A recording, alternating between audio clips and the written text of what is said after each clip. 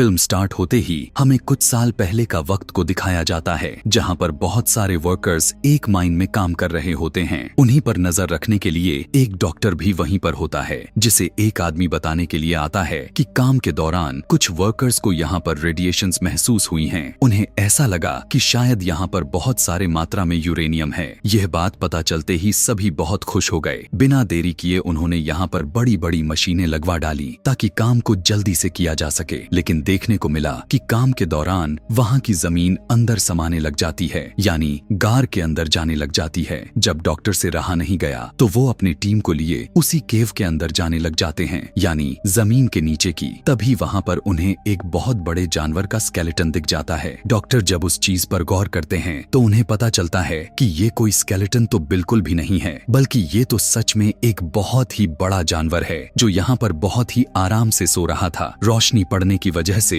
ये जायंट जानवर जिंदा हो चुका था, जिसके बाद हमें यह भी दिखाया गया कि वो जायंट जानवर केव से निकलकर समुंदर के अंदर चला गया था। यहाँ से सीन को शिफ्ट करके जापान में हमें एक साइंटिस्ट को दिखाया जाता है जो कि फोन पर किसी से बात करते हुए तेजी के साथ कहीं जा रहा था। फोन पर बात करते हुए हमें पता चलता है कि जिस जगह से वो जानवर निकला था वहाँ से अर्थक्वेक होता हुआ यहाँ तक आ रहा है। इस साइंटिस्ट का उस जगह पर एक बहुत ही कीमती प्लांट होता है। वो कहने लग जाता है कि अगर ऐसा चलता रहा तो मुझे तो अपने प्लांट को खोना पड़ जाएगा। तभी वहाँ पर उसकी वाइफ आती है और वो अपने वाइफ और अपने बेटे फोर्ड को लेकर वहाँ से चला जाता है। वो अपने वाइफ से कहता है कि इस तरह के अर्थक्वेक के झटके जो आ रहे हैं ये मुझे कोई अच्छी बात तो बिल्कुल भी नहीं लग रही, इसीलिए तब तक तुम मेरे प्लांट के पास मेरे कुछ टीम के साथ ही रहोगी। यहाँ से अब हमें वही साइंटिस्ट एक लैब में दिखाया जाता है जो कि यह पता लगा रहा था कि असल में ये अर्थक्वेक के झटके आखिर आ कहां से रहे हैं, लेकिन किसी को भी कुछ भी पता नहीं चल पा रहा था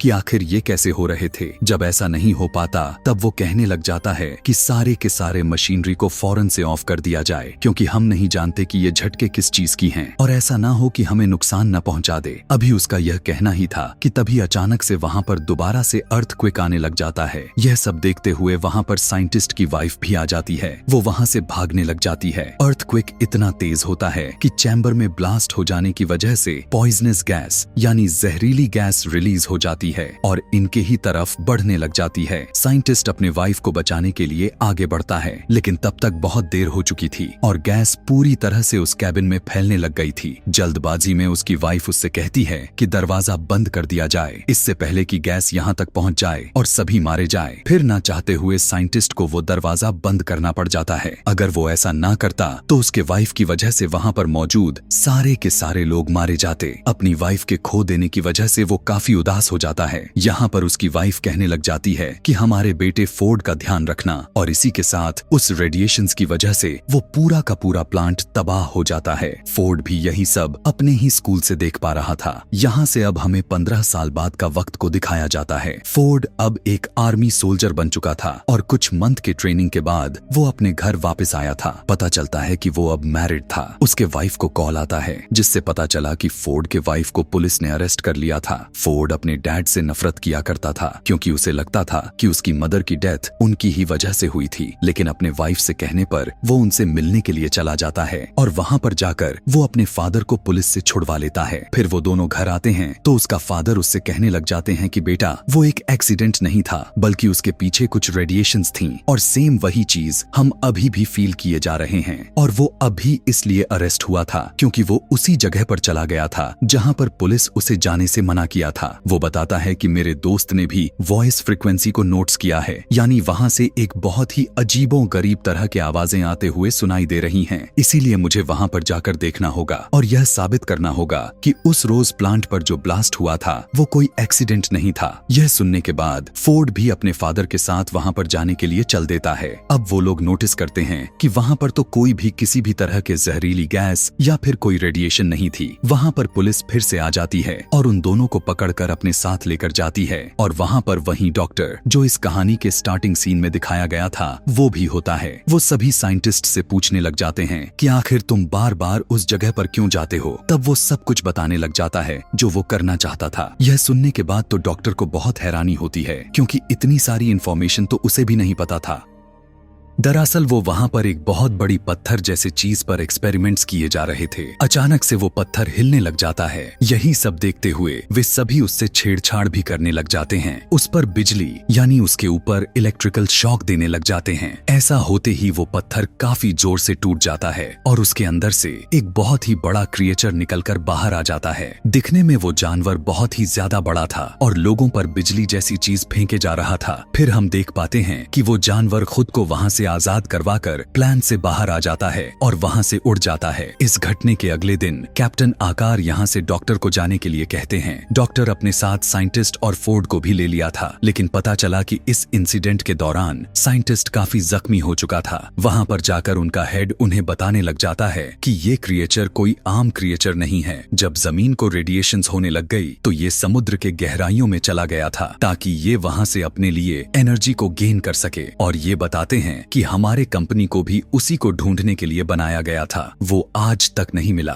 जबकि उसका नाम गॉडजिला था और ये वही जानवर था जिसे लोग अर्थक्वेक समझ रहे थे। और वो समुद्र से चलता हुआ जापान के एक प्लांट में आ घुसा क्योंकि उसे कोई ऐसी जगह की जरूरत थी जहां से वो बहुत सारी एनर्जी को एक साथ अपने अंदर ले पाए। इसी के साथ हमें दिखाया जाता है साइंटिस्ट यानी फोर्ड के फादर की डेथ हो जाती है। सभी लोग यह बात सोच सोच कर परेशान हो जाते हैं कि आज इनकी डेथ हुई है, कल को कोई और भी मर सकता है। अचानक वहां पर हेट को कॉल आती है कि समुंदर से अजीबो गरीब तरह के रेडिएशंस आ रही हैं और उन्हें पता चलता है कि वो क्रिएचर वहीं पर मौजूद है। दरअसल वो वहां पर न्यूक्लियर बॉम्ब को खाए जा रहा था क्योंकि उसे एनर्जी चाहिए थी, लेकिन इसी के साथ उन्हें वहां पर किसी और चीज की भी सिग्नल्स मिले जा रहे थे। वहां पर कुछ लोग भेजे गए थे जो यह देखकर हैरान परेशान हो गए कि समुंदर से एक बहुत बड़ा जानवर बाहर आ रहा है। वो दरअसल वही खतरनाक क्रिएचर था जो कि अब शहर में आ चुका था। सभी लोग उससे बहुत ज्यादा डर चुके थे, लेकिन उसी के साथ हमें गॉडजिला दिखाया गया जो कि अब गुस्से से चिल्ला रहा था। अगले दिन टीवी पर न्यूज में हमें दिखाया जाता है कि वो बड़ा सा क्रिएचर गॉडजिला से बचकर भाग चुका था। अब वो खतरनाक क्रिएचर समुंदर में जाकर और भी जानवर को अपने साथ ऐड कर रहा था। डॉक्टर की टीम मेंबर बताने लग जाती है कि हमें बहुत टाइम पहले 2 अंडे मिले हुए थे। एक अंडा में से जानवर निकलकर जापान के उसी प्लांट में चला गया था, लेकिन दूसरे अंडे के बारे में हमें कुछ नहीं पता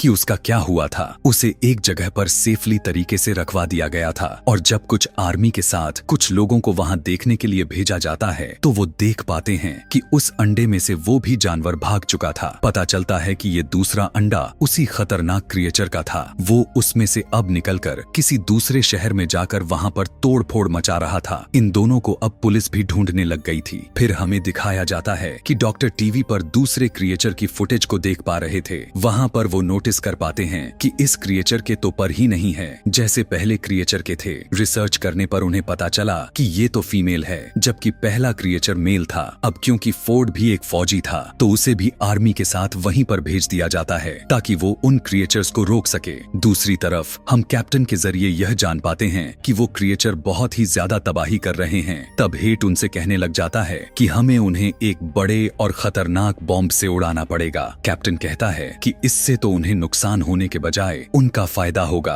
क्योंकि उन्हें न्यूक्लियर एनर्जी चाहिए जिससे वो और भी ज्यादा स्ट्रांग होते जाएंगे। तब हेट कहता है कि हम इसके अलावा कर भी क्या सकते हैं, आखिर हमें रिस्क तो लेना ही पड़ेगा। वो दोनों क्रिएचर अपनी एनर्जी रिस्टोर करने के लिए यानी रेडिएशंस को खुद में फील करने के लिए समुंदर की तरफ बढ़ने लग गए थे क्योंकि समुंदर की गहराई से उन्हें बहुत सारी रेडिएशंस मिलेगी और इधर से गॉडजिला भी उन्हें मारने के लिए आगे बढ़ रहा था। तो यह सब लोग भी उसी समुंदर की तरफ बढ़ने लग जाते हैं और साथ में न्यूक्लियर बॉम्ब को रख लिए ताकि उन्हें उड़ाया जा सके। फोर्ड भी इधर नजर रखा हुआ था जबकि उस बॉम्ब को एक बोट पर रखा गया था। मेल क्रिएचर उड़ता हुआ आकर उस बोट पर अटैक कर देता है और उस न्यूक्लियर बॉम्ब को उठाकर वहां से चला जाता है।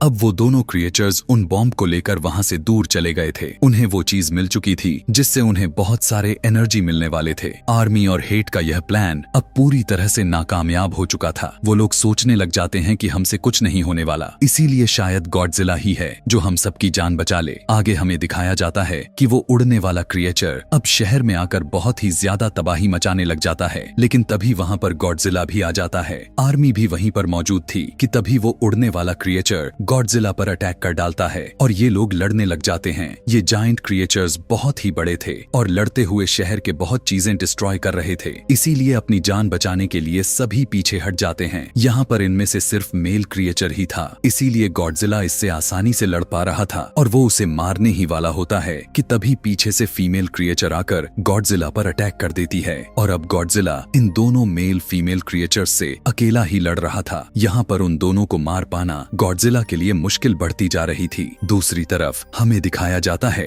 कि आर्मी को अंडरग्राउंड यानी जमीन के अंदर एक घोंसले में बहुत सारे अंडे मिल जाते हैं जो कि फीमेल क्रिएचर के ही थे। इधर गॉडजिला उनसे अब काफी जख्मी हो चुका था, उन्हें हरा पाना काफी मुश्किल होता जा रहा था। आर्मी भी वहाँ पर एक बॉम्ब पर टाइमर लगाकर बाहर आ जाती है और कुछ ही मिनट के बाद जब वो बॉम्ब ब्लास्ट हुआ तो वहाँ अंदर के सारे अंडे फट जाते हैं। मेल और फीमेल क्रिएचर जब यह देखते हैं तो उन्हें अपने अंडों की फिक्र होने लग जाती है। जल्दबाजी में दोनों गॉडजिला को छोड़कर अपने अंडे की तरफ भागते हैं। उस धमाके की वजह से गॉडजिला को यह फायदा हुआ कि उस धमाके की रेडिएशंस गॉडजिला में एनर्जी बनकर जाने लग गई और उसने वही एनर्जी को यूज करते हुए अपने मुंह से उन दोनों क्रिएचर पर उगल दी। यहाँ यह देखकर ऐसा लग रहा था कि गॉडजिला काफी स्ट्रॉन्ग हो चुका है। वो दोनों क्रिएचर्स से पूरी ताकत लगाकर लड़ रहा था। लड़ाई करते करते गॉडजिला मेल क्रिएचर को जान से मार देता है। यह देखने के बाद तो फीमेल क्रिएचर को काफी गुस्सा आ जाता है और उसे इस बात का भी गुस्सा उसके सर पर सवार हो चुका था कि आर्मी ने उसके दिए हुए सारे के सारे अंडों को बर्बाद कर दिया था। इसीलिए वो जब फोर्ड को देखती है तो उसकी तरफ बढ़ने लग जाती है, लेकिन गॉडजिला उसे पीछे से पकड़ लिया और उसका मुंह को खोलते हुए अपने मुंह के अंदर से सारी की सारी एनर्जी के रेडिएशंस उसके मुंह में डाल देता है, जिसकी वजह से उसे बहुत ही ज्यादा पेन हुआ और वो वहीं पर मर जाती है। फोर्ड भी यहाँ पर काफी जख्मी हो चुका था, लेकिन आर्मी उसे ठीक करने के लिए उसे वहाँ से ले जाती है। अगले दिन हमें गॉडजिला दिखाया गया। लोगों को लग रहा था कि वो मर चुका है, लेकिन वो बहुत ही ज्यादा थक चुका था और अपनी आंखों को बंद करके लेटा हुआ था कि तभी अचानक उठ गया और समुद्र में जाने के लिए आगे बढ़ने लग जाता है। उसे ऐसा देखकर तो यही लग रहा था कि वो यहाँ पर किसी को कोई भी नुकसान नहीं पहुँचाने वाला था और ना ही वो ऐसा करने के लिए आया था। उसकी दुश्मनी तो बस उन खतरनाक क्रिएचर्स से था और अब जैसा कि वो उन्हें मार दिया था वो इसीलिए वापस समुद्र में चला जाता है। दूसरी तरफ दिखाया जाता है कि फाइनली फोर्ड भी अपने बेटे और वाइफ के पास चला गया था और सब कुछ पहले जैसा नॉर्मल हो चुका था। इसी के साथ ये कहानी भी यहीं पर खत्म हो जाती है। ऐसे ही और भी मूवी एक्सप्लेनेशन वीडियोस देखने के लिए कमेंट में नेक्स्ट लिखना ना भूलें। Thanks for watching.